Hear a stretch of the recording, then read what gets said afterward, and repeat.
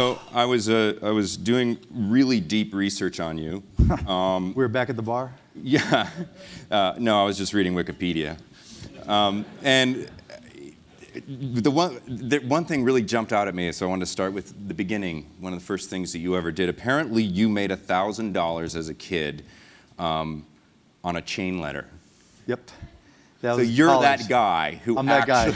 who actually made money with one of those things. Yeah, it was my junior year in college, and I had to figure out a way to pay for school. So they had one of these chain letters going around, and so I just said, okay, well, somebody's making money. So I would go around, and it was a deal where you gave me $50 and send $50 to the person at the top of the list, took him off, and then put your name at the bottom. And what I did was I helped everybody, all my friends, sell their version, so they got all their money back. And then it, the power of networking, right? Back then, it just took off. And I spent the next few weeks just going to my mailbox every morning and collecting $50 checks and cashing them, and I paid for my junior year of college. That's quite a story. It seems like that's been happening to you ever since. But I think there was more work involved more recently. You're well known for having opinions. Yep. And so I'm hoping to elicit a number of them from you. As a matter of fact, you have so many hot button issues, I wasn't really sure which one to start with. But we may as well start with, given I think it's been in the air all the past 2 days, which is the economy. Mm-hmm. You've written on your site, you've posted a number of opinions about the economy, about bankers in particular, and about modest proposals for how to fix it. So what do you think is wrong, and how do we correct it? Just a simple question like that, right? Solve it for us. Solve it for us. I think the primary problem that we're facing, I think, and everybody's recognizing this, is bipartisanship, right? Everybody's so partisan in their feelings, right? Everybody is so philosophically driven that no one's addressing issues. And so I think we have to get out of politics and actually have action items. We failed to recognize that at some point things change, and you have to let go of old dogmas and old philosophies and just deal with what's in front of you, like in business. And so it's just little simple things that we all know are obvious. We get a budget from our government leaders. That's a 10-year budget. Who does 10-year budgets? How are you going to fix something in 10 years? Even the communist countries have 5-year budgets and 5-year plans. And then there's action items. One of the things I wrote was, we have to fix the housing situation. We had a bubble, it burst, we have significant problems, the values have gone down. And to me, the action item is, all these homes that have been foreclosed on, that Fannie Mae, et cetera, own, you bulldoze them. Right? You tear them down, you reduce the supply, that increases the value of what's there. You create work for people who are most difficult to employ. All they got to do is knock things down. That's an action item. There's just so many things that you can come up to do, but we have to recognize that someone's got to come in and propose actions. And then I think there's, I've talked to people have asked me about taxes. And the headline going out was, Cuban's willing to pay as much as he needs to in taxes, et cetera. I hate taxes. I hate taxes as much as the next guy. Well, you said that paying taxes is the most patriotic thing you can do. But when you look at the economy the way it is, right, you can't just, again, go back to philosophies or dogma. You have to recognize the circumstances and contribute. And I've earned quite a bit from not just Yahoo, but the fact that you can be entrepreneurial in this country. There's infrastructure. There's people who have given their lives to create that opportunity for me. And for me, in the current state of things, you have to be able to give back.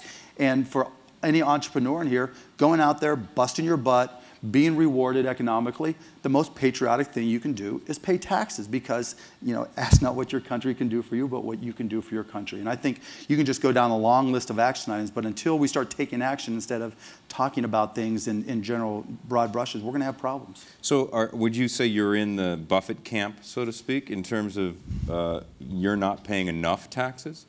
Yes. Now, do I like, will I like writing a bigger check? No, because I think a big percentage of it is going to go to waste.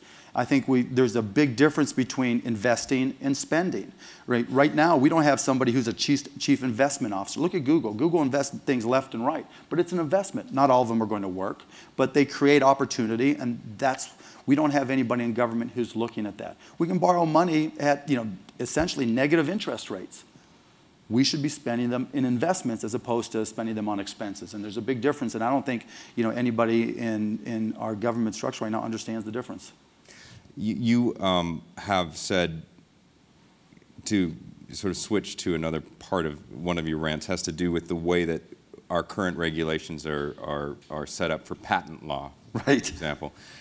Your approach to patent law is similar to your approach to houses that are on the market, which is to bulldoze it. Can you elaborate a bit? Look, it's crazy. I'll give you an example. One of my companies. You're talking about things that inhibit job growth, inhibit corporate growth, inhibit entrepreneurships. I have a company, Magnolia Home Video. We distribute DVDs. We got sued because someone has a patent for detecting scene changes in video that they were awarded in mid-2000s, 2004 or 5, right? We were doing scene detection of video back in the late 1990s, but back then we just didn't create patents for everything. And you've got all these patents that are being awarded that are just out there just to try to siphon money from people. And that's, to me, that's killing commerce. That's hurting. I mean, I read something from the former CTO of Apple who said that when he left in 1989, Apple owned the grand sum of 1 patent. Boy, they've changed their ways now, haven't they?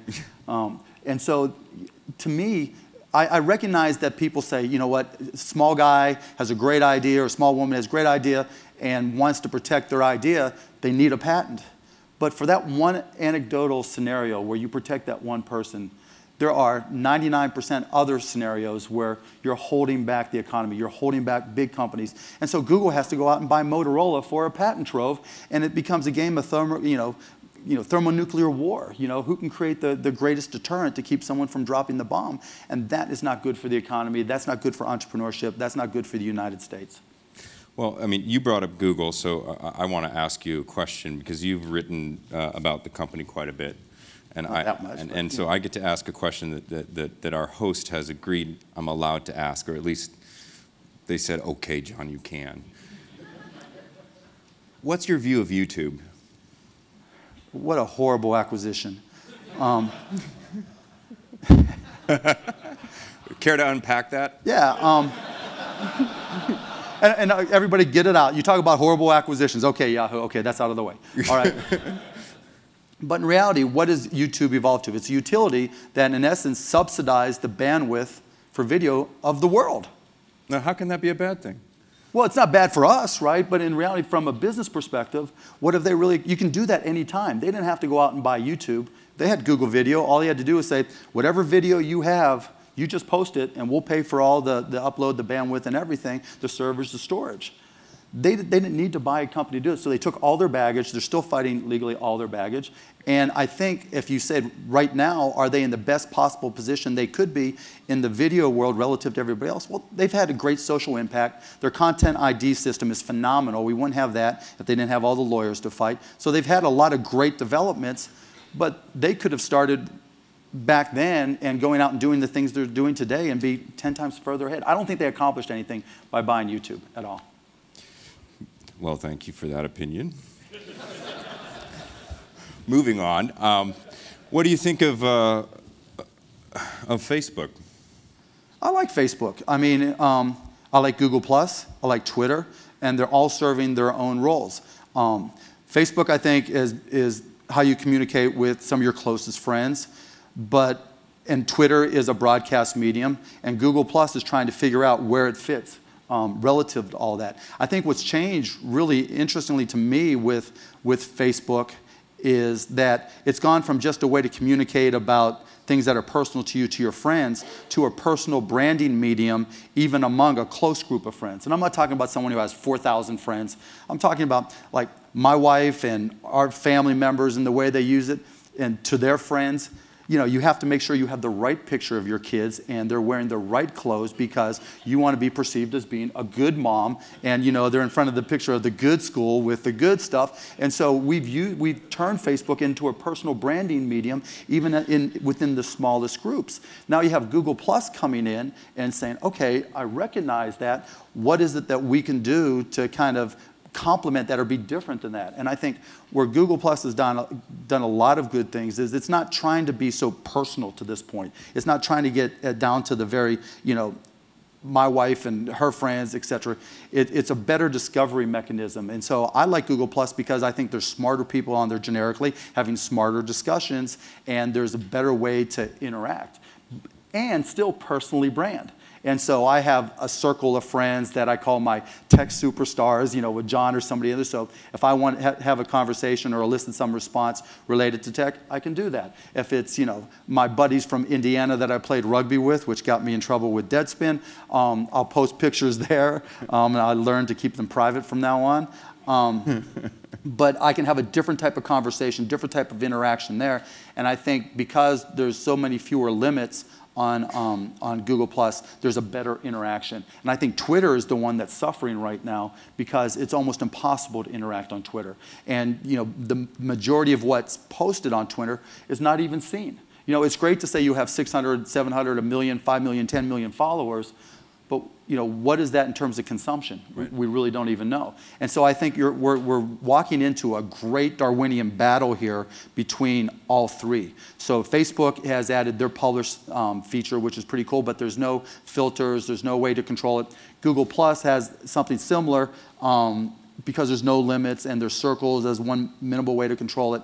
But I think we're going to have to get smarter, and how both of them compete to make that publishing or broadcasting mechanism work is what's going to be fascinating. And I think that we'll see, you know, I think in terms of popular figures, celebrity, brands and everything, Facebook doesn't have it won yet. If Google Plus comes up with the right things, they can have a very significant impact. Yeah.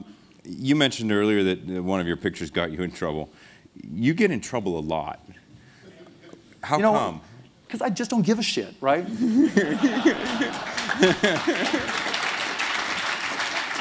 Look, somebody had to be the luckiest guy in the world. Like Mr. Chopra was saying, you know, all the endorphins, everything. Mine are flashing all the time. But, you know, I don't have to be looking at someone I'm in love with. I'm having fun. And so I've gotten to a position now, I think, where I don't need anything from y'all, right? And so if it's, you know, let's just say what's on my mind, as long as I do the work, you can disagree with me. And I like when people disagree with me. I like when it gets public and it becomes a public argument, because people have to bring their A game to disagree. And to me, that's fun, right? I like challenging things. I like being able to look at it. You know, my strength is not being out teching somebody else. I'm not going to understand all the personalized medicine elements, even though I think personalized medicine is the future. I'm not going to, you know, be able to write code like, you know, even though I used to. That's not me. I'm able to look at a business, drill down to it very, very quickly and understand what's going on and challenge it. And I like to challenge it. You know, it's like day and date movies. You know, the head of the movie, MPAA, said I was the devil because we wanted to release movies day and date with DVD and theatrical. So when he said it's horrible to do it the same day, I said, I'll kick your ass even better. So we're going to release our movies onto transactional VOD on cable and satellite, et cetera, systems a month before they're in theaters. Now our business, our Magnolia Home District, makes money on every movie. That's unheard of in the movie industry. So where you can look at things and say, this is the way they've always been done, I like to look at it and say, well, if everybody's doing it this way, that's not where the future is. You have to look somewhere else. And, you know, if that pisses people off, that's their problem. Let me ask you a quick question about the Mavericks. Are they going to be playing this year? I didn't say I like to pay fines just for the fun of it. I like to cause hell for the fun. I can't even answer that question, so that'll be an expensive one.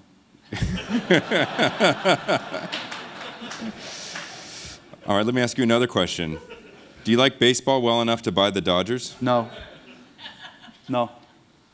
That was a quick answer. I'm from LA. Yeah, I kind of figured. I sort of was hoping the answer would be yes. Next question.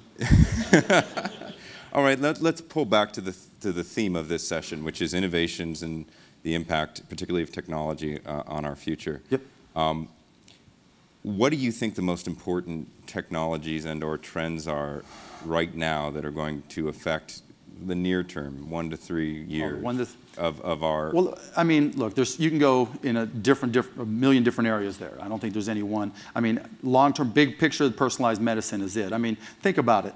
The fact that you walk into a drugstore, you buy a bottle of aspirin, and you don't really read the fine print, but it says, you just may be the unlucky MF that dies from this aspirin. It's crazy, right? So that's going to change everything, and there's no question about that. Shorter term, I think, again, if everybody's looking in the one place, then to me it's the wrong place. And we've been doing, since we started with YouTube, we've been doing video online. We started doing broadcast.com in 1996, 15 years now, right? It hasn't changed all that much. And you go to YouTube to pick on them some more, and believe it or not, 15 years into it, you watch YouTube, and there's a little overlay with an X to click it off, and there's a pre-roll. That's what we've come to. That's advancements. And I think part of the reason is the internet isn't designed to be the future of reruns of Gilligan's Island, right? There are networks that are already designed to provide video, and I think that's what a lot of internet video bigots are missing, right? The future of television is television. And I think what's really changing going forward, particularly in communication, is that we're evolving to real-time communications. People want things live, they want things real-time. And when something big happens, you may get it from Twitter, you may get it from a Google Plus stream, you may get it from a Facebook status update. But then when you want more, it's hard to get a lot of people to go to one spot except on television. And I think what a lot of people misunderstand is that television is digital. This isn't 1985 anymore. And so 300 channels and nothing on, but for the most part, those 300 channels are digital, but they run on a network designed to 6:9 video distribution, so it's not going to buffer it. It's always going to work. They have access to the same VOD hard drives that YouTube uses to serve up, on-demand stuff. It's just a better designed network, but now we're starting to get the opportunities to leverage that network. It's like at HDNet. It's all about interactivity, the high def and the net. And I think you're going to see more things develop on the television side of things than on the internet video side. I just think internet video, even though it's scaling, it's growing, is broken. I want to ask you to do something that I do sometimes with folks like you, which is I'm going to say one word, and you're going to say the first thing that comes to your mind. Ready? Yep. The NBA. Next. You can't say that every time. Okay, we are the champions. The Tea Party. Waste of time. Bankers. Hackers. HP. Digital equipment.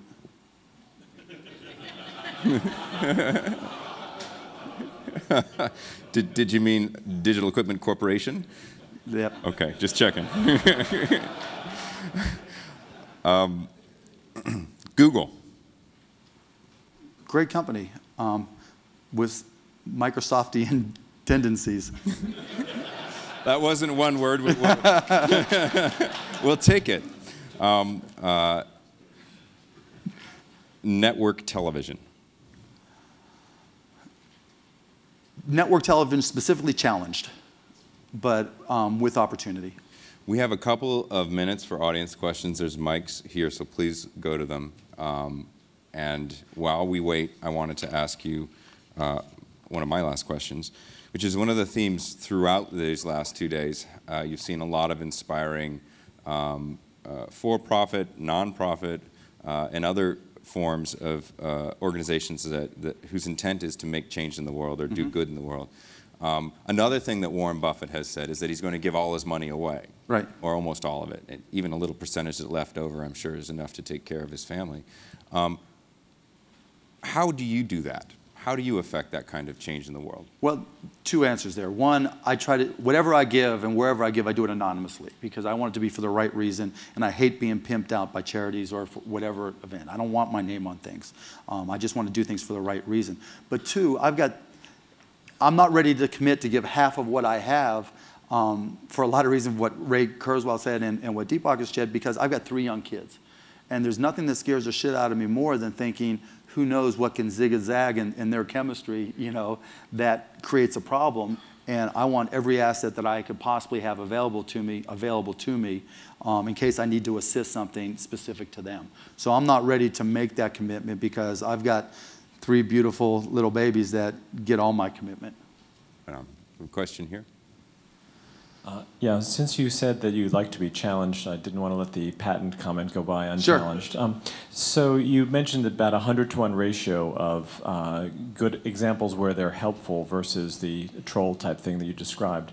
I posit that it may be the other way around. And in some industries, like medical devices, clean technology, and so forth, it is an essential item in order to raise capital. And if you compare ourselves to Europe, where the patent system doesn't really work for small companies. Well, look, to qualify. Yep. Okay, what I had written about was business method process and software patents, right, as opposed to all patents. Okay. And so still, to raise capital, I understand the difference. There are industries that I look at that I prefer to see a patent because it's protection, not because I think it's needed. But the reality is, if you have a good idea, if you're smart enough to execute on that idea, and given specifically for a vast majority of technologically driven elements, in particular, the cost of creating those businesses has dropped significantly. You don't need you can still be successful without the patent. And there are other laws with software. There's copyright laws and other ways to protect. And there's other laws with traditional business that don't require patents because there are trade secret laws and the like where you can protect yourself against someone coming in and stealing. Yet, with patent laws, once you get an erroneously issued patent, it's a shotgun in a crowded space. And I think that causes more problems than it solves. We have time for just one more quick question over here. I saw someone stand. There we go. I'm right here. Oh. How do you fix the patent system? Sorry. Where are we at? I think. Oh, the question. How do you fix it? How do you fix it? I think with a bulldozer is what Mark. Yeah, I mean, what I'm saying is for business method and for software patents, you get rid of it. It's a lot more of a free-for-all for sure. But there are ways. Look, in our litigious society, people will find ways to sue to protect, but it doesn't create the opportunity with patents. It creates the opportunity, as I said, for a shotgun in a crowded room, and I get sued for we all get sued for ridiculous reasons, and Google has to spend $13 billion or whatever it was to get patents.